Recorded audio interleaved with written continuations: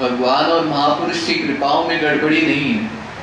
हमने अपने हृदय को अधिकारी नहीं बनाया, अपने अंतःकरण को भगवान के रहने लायक नहीं बनाया। अभी ये अंतःकरण बड़ा गंदा है और भगवान यही कहते हैं कि निर्मल मन जन सो मोहि पावा, मोहि कपट छल छिद्र न भावा।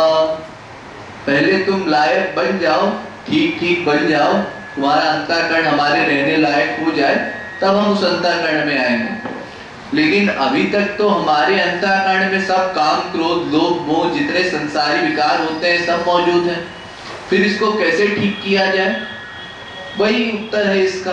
सत्संग करने से जब बार बार भगवान के गुणों का श्रवण करेंगे, पाठ करेंगे, कीर्तन करेंगे, तब जाके उनके गुणों के गान के कारण हमारे भीतर भगवान को याद करते करते भगवान में प्रेम होने लगेगा। और जब भगवान में प्रेम होने लगेगा तो भगवत गुण भी अपने आप आने लगेंगे। ये दीनता, नम्रता, सहनशीलता, ये सब भगवत गुण है। भगवान में किसी का पहले मन नहीं लगा करता, मन लग जाए तो सिद्ध अवस्था होती है।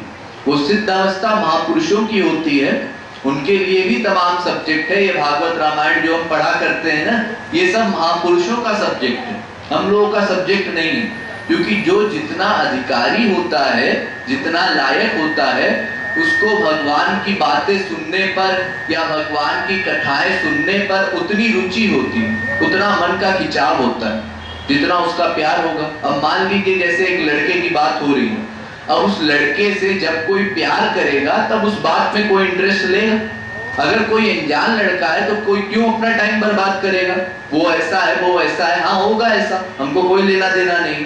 ऐसे ही जब ठाकुर जी में अटैचमेंट होगा, भीतर से राम जी में अटैचमेंट होगा, तब जाके उनकी बातें या उनकी लीलाएं या उनके पर्व हमको महत्वपूर्ण लगेंगे।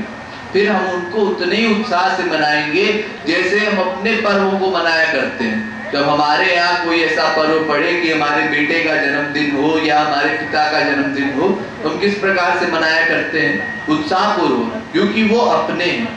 ऐसे जब तक भगवान को अपनाएंगे नहीं, तब तक भीतर से वो उत्साह आएगा नहीं, और जब तक वो उत्साह आएगा नहीं, तब तक भगवान भी न्यायकर्ता बने रहेंगे।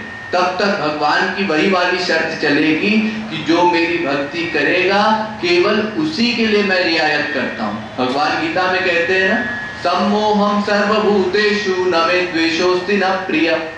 ये न्यायकर्ता वाला स्टेटमेंट है कि मुझे कोई प्रिय नहीं है, मैं समदर्शी हूँ। लेकिन जब कोई भगवान का कीर्तन करता है, भगवान से प्रेम करता है, तब भगवान कहते हैं नहीं नहीं, उसके लिए फिर शर्त बदल जाएगी। क्या शर्त बदल जाएगी? ते भजन्ति तुमा भक्त्या मयि ते तेषु चाप्यहम्। जो मेरी भक्ति करता है उसके लिए मयि ते, मैं उसमें, और तेषु चाप्यहम्, वो मुझ में रहते हैं। और जो मेरी भक्ति नहीं करता उसके लिए न त्वाहम् तेषु ते मयि, मैं उसके भीतर न्यायकर्ता बन के रहता हूँ, कृपा करता नहीं बनता। उसकी किसी भी बात पर मैं न्याय करूंगा, उसके ऊपर कल्याण नहीं करूंगा, उसको आनंद प्रेम नहीं दूंगा। तो अगर आप भगवान से कुछ चाहते हैं तो पहली बात तो ये सीखनी पड़ेगी कि भगवान को अपना सब कुछ देना है। क्योंकि भगवान इतने भोले भाले व्यापारी हैं कि अपना सब कुछ जब हम दे देते हैं तब भगवान भी अपना सब कुछ दे देते हैं। आप लोगों ने सुदामा का आख्यान सुना होगा। सुदामा बस थोड़ी सी मुट्ठी भर चावल लाया था, लेकिन उसको भगवान अपना सब कुछ देने लगे। और यही रीजन उन्होंने दिया कि क्योंकि मैंने सुदामा का सब कुछ ले लिया।